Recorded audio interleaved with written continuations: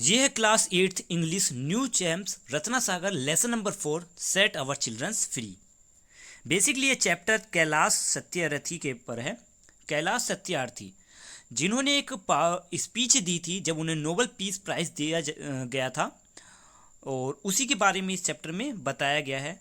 और इंट्रो में पहले जान लेते, देखो इंट्रो में भी वही लिखा हुआ है कि ये एक स्पीच है, एक पावरफुल स्पीच है जो कि Nobel peace prize winner Kailash Satyarthi की है, जिनकी स्पीच ने हमारी आंखें खोल दी और हमारा ध्यान उन की तरफ मोड़ दिया जिनकी स्थिति बहुत ही खराब है, उन हमारे साथियों के लिए। और वो साथी कौन है? बच्चे हैं, यानी वो बच्चों के लिए यहाँ पे स्पीच दे रहे हैं। पहले वो स्पीच देते वक्त जैसे हर स्पीच में सभी को संबोधित किया जाता है, उसी तरीके से ये संबोधित कर रहे हैं। सबसे पहले your majesty, your royal highness, your royal majesty, your royal highness. यहाँ पे ये रॉयल जो वर्ड लगता है वो राजघराने के लोगों के लिए लगता है। तो ये सभी राजघराने के लोग थे जब उन्हें नोबेल पीस प्राइज़ दिया जा रहा था। वहाँ पर साथ ही मलाला भी थी, जिनको इन्होंने कहा माय डियर डॉटर मलाला, अपनी बेटी की तरह उसे उन्हें माना, क्योंकि वहाँ पर मलाला को भी प्राइज़ दिया जा रहा था उनके साथ साथ। और यहाँ पर डियर ब्रदर टॉम हार्किन, जो कि उस शो के होस्ट थे, उनको उन्होंने ब्रदर कहा। And my sister and brothers, जितने भी वहाँ पर लोग बैठे हुए थे, मेरे भाइयों और मेरे बहनों, ठीक है। इस तरीके से उन्होंने पहले सबको संबोधित किया और फिर अपनी स्पीच स्टार्ट की।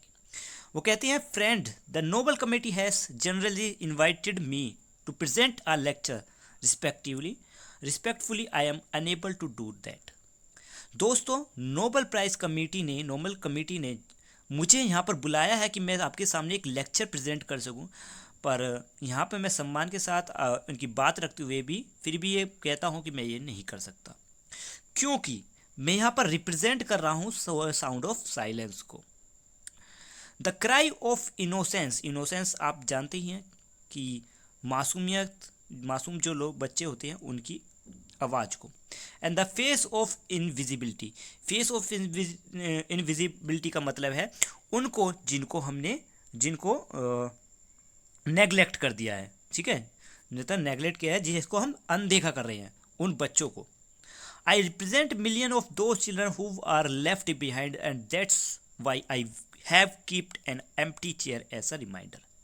मैं उन सभी मिलियंस, लाखों बच्चों को रिप्रेजेंट कर रहा हूँ जो हमने पीछे छोड़ दिए हैं, इसलिए मैंने एक, देखिए सामने, वो इशारा करके कहते हैं कि मैंने देखो वहाँ पे एक चेयर भी खाली छोड़ी है, एक रिमाइंडर के तौर पर। I have come here only to share the voices and dreams of our children because they are all our children. मैं यहाँ पे आया हूँ उन सभी बच्चों के सपने और उनकी आवाज़ों को अभी सभी के सामने शेयर करने, क्योंकि वो सभी बच्चे हम सबके बच्चे हैं। वो अपने एक्सपीरियंस भी यहाँ पर शेयर करती हैं सभी लोगों के साथ। कहते हैं कि मैं 20 ईयर्स अगो, 20 साल पहले, हिमालय की तलहटी में एक बच्चे से मिला जो कि बहुत ही वीक था और चाइल्ड लेबर था, ठीक है, बाल मजदूर था। उसने मुझसे पूछा, क्या मैं इतना ये हमारा जो वर्ल्ड है ये इतना गरीब है कि वो मुझे एक टॉय भी नहीं दे सकता या फिर एक बुक नहीं दे सकता पढ़ने के लिए। इंस्टेड वो मुझे फोर्स कर रहा है, मुझ पर क्या कर रहा है, फोर्स डाल रहा है, ज़बरदस्ती मेरे हाथ में गन थमा रहा है, या फिर हम मुझे टूल औजारों को इस्तेमाल करने के लिए कह रहा है। फिर दूसरा एक्सपीरियंस शेयर करते हैं कि 12 ईयर अगो, 12 साल पहले, एक मैं चाइल्ड मदर से मिला जो कि स्ट्रीट ऑफ कोलंबिया पे थी। उसने मुझसे कहा कि मेरे सपने तो पूरे नहीं हो पाए, मेरे कोई सपने भी नहीं हैं अब, क्या मेरे बच्चे के कोई सपने होंगे, क्या वो उसके सपने पूरे होंगे? फ्रेंड्स, यहाँ पर हमारे जितने भी ग्रेट रिलीजियस है, धार्मिक हैं, हमारे धर्म है, ये हमें यही सिखाते हैं कि हमें अपने बच्चों की देखभाल करनी चाहिए। जीसस ने कहा है कि बच्चों को रोको मत, उन्हें मेरे पास आने दो, उन्हें मत रोको, क्योंकि हमारा जो गॉड, हमारे जो गॉड का ये जो साम्राज्य है वो उन्हीं बच्चों का ही तो है। होली कुरान में, पवित्र कुरान में भी लिखा हुआ है कि अपने बच्चों को गरीबी के लिए मत मारो, क्योंकि इससे बड़ा अपराध कि बच्चों के सपनों को दबा देना, इससे बड़ा अपराध और कोई हो ही नहीं सकता। नेक्स्ट पैराग्राफ में यहाँ पे बताया हुआ है, देयरफॉर, मैं ये मानने से इनकार करता हूँ कि जितने भी टेम्पल्स, मॉस्क्यू, चर्चिस हैं या प्रेयर हाउसेस जो भी हैं, इनके लिए जगह नहीं है बच्चों के सपनों के लिए। मतलब इन सभी में धार्मिक जगहों में ऐसी कोई धार्मिक जगह नहीं है जिसमें बच्चों के लिए सपनों के लिए जगह ना हो। मैं ये मानने से भी इनकार करता हूँ कि हमारा वर्ल्ड जो है बहुत ही गरीब है, क्योंकि अगर हम एक हफ्ते का ही जो ग्लोबल मिलिट्री एक्सपेंडिचर है, यानी मिलिट्री पर, सेना पर जो खर्च होने वाला पैसा है एक हफ्ते का, अगर उसी को इकट्ठा कर ले तो जो हमारे पूरे वर्ल्ड के जो बच्चे हैं उनको क्लासरूम तक पहुंचाया जा सकता है, पढ़ाई के लिए उन्हें पढ़ाई मिल सकती है। मैं ये भी इनकार करता हूँ मानने से कि जितने भी हमारी वर्ल्ड के लॉज हैं, हमारा संविधान है, हमारी पुलिस है, जजेस हैं, ये हमारे बच्चों को प्रोटेक्ट नहीं कर सकते, हमारे बच्चों को बचा नहीं सकते। ये मैं मानने से इनकार करता हूँ। I refuse to accept that the shackles of slavery can ever be stronger than the quest for freedom। मैं ये भी मानने से इनकार करता हूँ कि गुलामी की जो जंजीरें हैं वो ताकतवर है आज़ादी के, यानी हम जो सर्च कर रहे हैं आज़ादी, उससे ज़्यादा स्ट्रोंग है गुलामी की जंजीरें। ये मैं मानने से इनकार कर रहा हूँ। आई रिफ्यूज़ टू एक्सेप्ट दैट, ये सभी चीज़ें मानने से मैं इनकार कर रहा हूँ। माई ओनली एम है, मेरा एक ही उद्देश्य है मेरी ज़िंदगी का कि सभी बच्चों को अधिकार मिले कि वो एक बच्चे हैं, मतलब अच्छे से जीने का अधिकार मिले, हर बच्चे को ग्रो होने का अधिकार मिले, डेवलप होने का अधिकार मिले, खाने का, सोने का और दिन रात देखने का, ये सभी उनको अधिकार हो, हंसने का, रोने का अधिकार हो, खेलने का, पढ़ने का अधिकार हो, समझने का अधिकार हो, स्कूल जाने का अधिकार हो, और सभी अधिकार हो स्कूल के साथ, और साथ ही सपने देखने का भी अधिकार हो। ये सभी उनके एम है, उद्देश्य है ये सब चीज़ उनका। फिर कहते हैं I have the privilege of working with my courageous people who have the same aim. मुझे ये सौभाग्य मिला कि उन सभी ब्रेव लोगों के साथ काम करने का जिनका जो मेन मोटिव है, जिनका उद्देश्य एक ही है। ठीक है, क्या कह रही हैं वो कि मुझे ये सौभाग्य मिला उन सभी हिम्मतवार जो बहुत ही ज़्यादा ब्रेव हैं उन सभी लोगों के साथ काम करने का जिनका एम एक जैसा है। We have never give up against any threat और attack and we never will. हमने किसी भी बाधा या फिर रुकावट के सामने हार नहीं मानी और कभी भी हार नहीं मानेंगे। We have made progress in the last couple of decade, कई दशकों में हमने बहुत ही प्रोग्रेस करी है। But let us make no mistake, great challenge still remains. यानी क्यों कह रहे हैं कि हमने दशकों से बहुत ज़्यादा प्रोग्रेस की है और हमसे देखिए हम अब गलती भी नहीं होने देंगे, क्योंकि हमारे आसपास अभी भी बहुत से चैलेंजेस बाकी हैं। नेक्स्ट कहते हैं फ्रेंड, द बिगेस्ट चैलेंज और biggest crisis knocking on the door of human kind is fear and intolerance. दोस्तों, हमारे सामने सबसे बड़ा चैलेंज यही है कि हमारे दरवाजे पर, हमारे ह्यूमन जाति के जो दरवाजे हैं उन पर हमारा डर खड़ा है और इनटॉलरेंस खड़ा है। इनटॉलरेंस मतलब सहन शक्ति। तो ये सब जो दोनों चीज़ें हैं ये सबसे बड़ा फियर है, मतलब सबसे बड़ा चैलेंज है हमारे ह्यूमन पर। और एक साथ इनके साथ और भी वर्ड्स यूज़ हुए, अधिकार, सिक्योरिटी, होप यानी आशा, ये सारे मिल सकते हैं हमें अगर हमें एजुकेशन मिल सके, हमारे बच्चों को एजुकेशन मिल सके तो ये राइट्स, हमारे अधिकार, सिक्योरिटी, हमारी आशा, ये सभी वापस सभी को मिल सकती है। यंग पीपल लाइक मलाला, अब मलाला के बारे में बता रहे हैं कि यंग पीपल लाइक मलाला जो पाकिस्तान की एक्टिविस्ट थी, सभी जानते ही हैं, जिन्होंने बच्चों के लिए एजुकेशन के लिए वहाँ पर लड़ाई लड़ी थी। I have stayed calling my daughter Malala, not just Malala. मैं उसको मलाला को मतलब उसको मैं बुलाता हूँ डॉटर मलाला, ना कि सिर्फ मलाला, उसको मैं अपनी बेटी मानता हूँ। So my daughter Malala and other daughter including Kainat, in fact two Kainat and स्नेजिया and the daughter from Africa.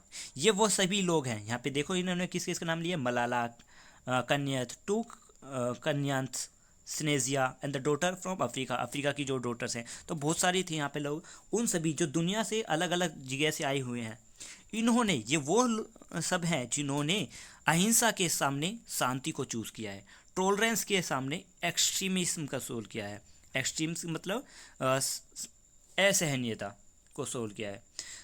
ठीक है, करेजियस ओवर फियर, यानी डर के सामने हिम्मत को उन्होंने चुना है।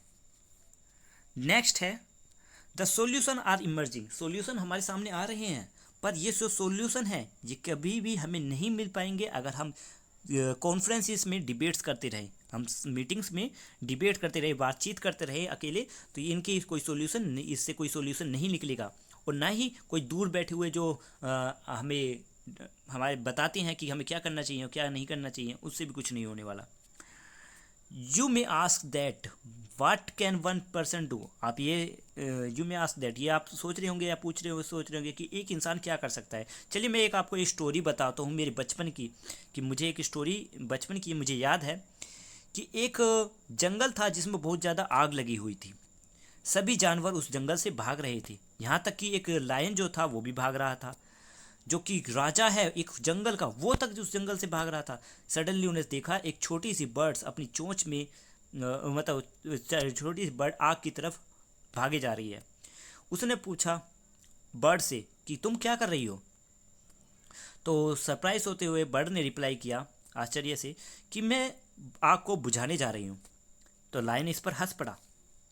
लायन ने कहा कि wow can you do it, क्या तुम ये कर सकती हो, क्या सिर्फ एक बूंद से, चोंच में तुम्हारी एक बूंद आ सकती है, तुम उससे बुझा सकती हो आग को। तो बर्ड वहाँ पे रुकी थोड़े समय के लिए, स्मॉल से टाइम के लिए, और उसने कहा कि मैं अपना बेस्ट कर रही हूँ, I am doing my bit, कि सबसे जो मैं कर सकती हूँ वो मैं कर रही हूँ। Friends, we live in a age of rapid globalisation, हम उस एज में हैं जहाँ पर हर दिन बदलाव हो रही है, नई न्यू जनरेशन में क्यों नई नई बिजनेसेस बढ़ रहे हैं, न्यू न्यू डेवलपमेंट आ रहा है, हम उस एज में हैं। हम हाई स्पीड इंटरनेट से कनेक्ट है, हम अपने सामान को इंटरनेट से इंटरनेट के द्वारा एक्सचेंज भी कर पाते हैं, एक बड़ी मार्केट बन चुकी है। Thousands of flights every day connected us from one corner to another corner of the globe, मतलब दुनिया में हर जगह से एक कोई फ्लाइट्स है जो हमें एक जगह से दूसरी जगह तक कनेक्ट करती है। But there is one serious disconnect, पर एक ही सीरियस डिसकनेक्ट है, और वो है सीरियस डिसकनेक्ट का मतलब कि जो कनेक्ट ना हो, जो हमें मतलब अच्छे से कनेक्ट नहीं कर रही हो, तो वो क्या है, दया की कमी, कि सभी में दया नहीं है। लेट एस इनक्यूलेट, ठीक है, लेट एस इनक्यूलेट मतलब हमें आइडियाज़ को उभारना होगा, and transform this individual compassion into global compassion, यानी जो ये दया है ये दुनिया के सभी मतलब पूरी दुनिया में दया की भावना, हमें दया या फिर करुणा की भावना फैलानी होगी। लेट अस ग्लोबलाइज कंपेशन, यानी करुणा की भावना पूरी दुनिया में हमें फैलानी होगी। महात्मा गांधी ने कहा था अगर हमें पूरी दुनिया में शांति फैलानी है तो सबसे पहले हमें चिल्ड्रन से यानी बच्चों से शुरू करना होगा। I humbly added let us unite the world through compassion for our child, यानी हमें अपनी पूरी दुनिया को करुणा की भावना से जोड़ना होगा, जिससे कि हमारे बच्चों को वो करुणा की भावना समझ आ सके। आई आस्क, मैंने पूछा, हु चिल्ड्रंस आर देयर, मैं पूछता हूँ वो बच्चे किसके हैं जो फुटबॉल को सिल रहे हैं, जिन्होंने कभी खेलना सीखा ही नहीं, और फुटबॉल से वो कभी खेलते ही नहीं। वो किसके बच्चे हैं जो काट रहे हैं कोकोआ को, कोकोआ एक पेड़ है जिससे चॉकलेट बनाई जाती है, पौधा है, तो वो कौन से बच्चे हैं जो कटाई कर रहे हैं कोकोआ की, जबकि उन्होंने कभी चॉकलेट की टेस्ट किया ही नहीं है। वो कौन से बच्चे हैं, वो किसके बच्चे हैं, ठीक है, सॉरी यहाँ पे किसके बच्चा पूछा हुआ है, कि वो किसके बच्चे हैं जो इबोला से मर रहे थे। इबोला एक वायरस था जो उस समय फैला था अफ्रीका में, जैसे कोरोना वायरस अब फैल रहा है। तो ये पूछ रहे हैं कि कौन है वो बच्चे जो इबोला से मर रहे हैं, वो कौन बच्चे हैं, वो किसके बच्चे हैं जो किडनैप कर लिए जाते हैं और बंदी बना दिए जाते हैं, ये सभी हमारे ही बच्चे हैं।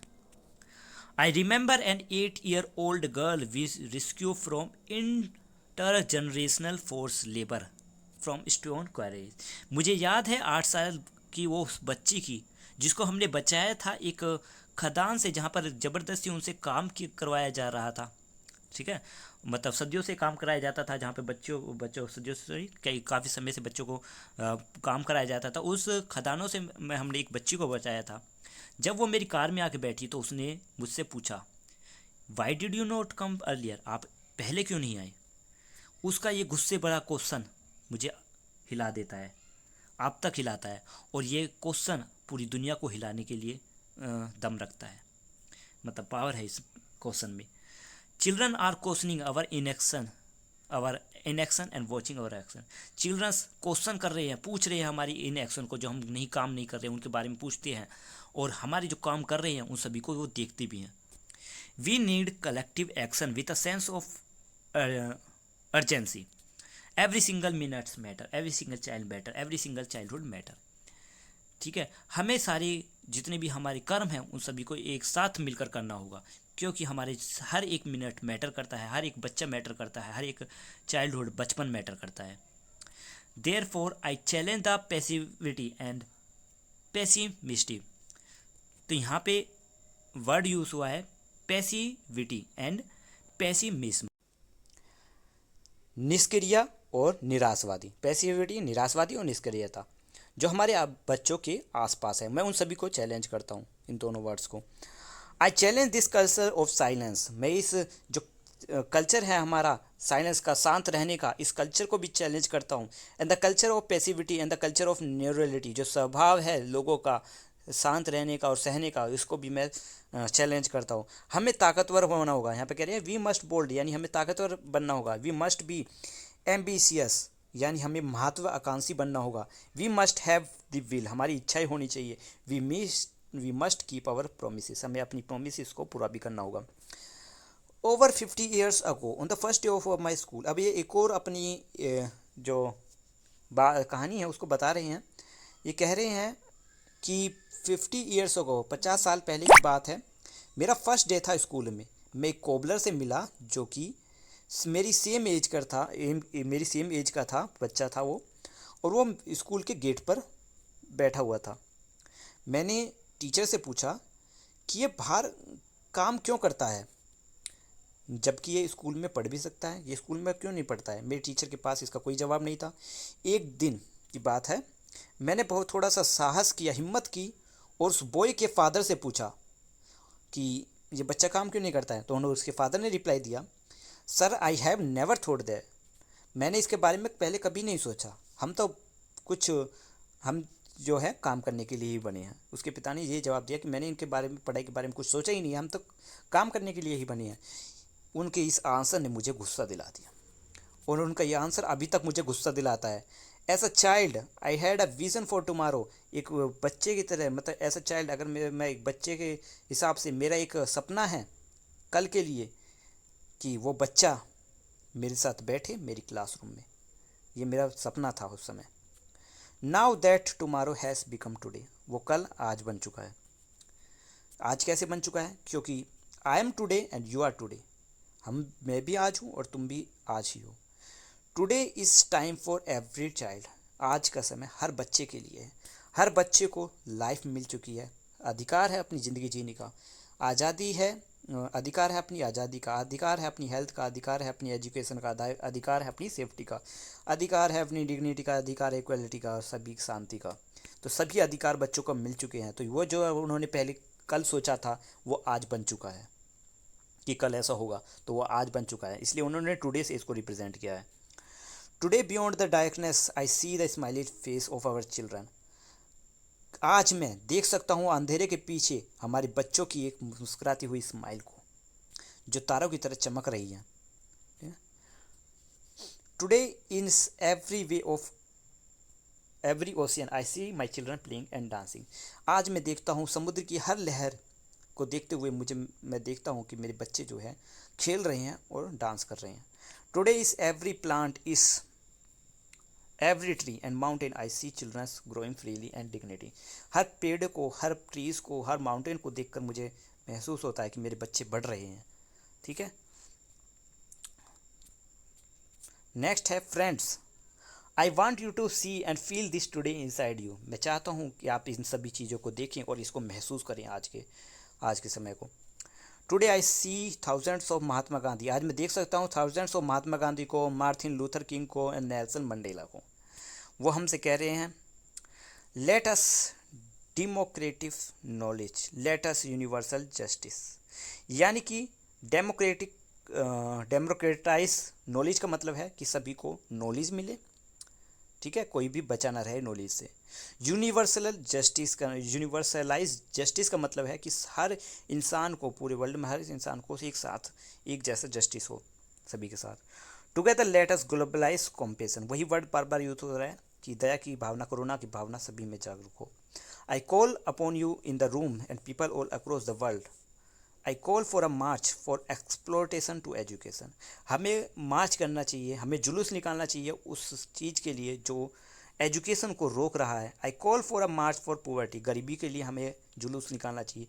I share prosperity of March from slavery, slavery मतलब क्या होता है, बंदी बनाना, ठीक है, मतलब बंदी बनाकर, गुलाम बनाकर काम कराना। To liberty and march from violence to peace, violence अधिक वो अहिंसा से शांति की तरफ, इससे हमें मार्च निकालनी चाहिए। फिर यहाँ पर एक संस्कृत में वर्ड भी यूज़ हुआ है, अशोता माँ सदगमा, तमोसा माँ ज्योतिगमा, ठीक है, ये वर्ड यूज़ हुए हैं, ये संस्कृत का वर्ड है, उन्होंने पंक्ति बोली थी, जिसका मतलब let us march for ignorance to awakening, ठीक है, हमें मार्च निकालना चाहिए, जुलूस निकालना चाहिए इग्नोरेंस टू अवेकिंग।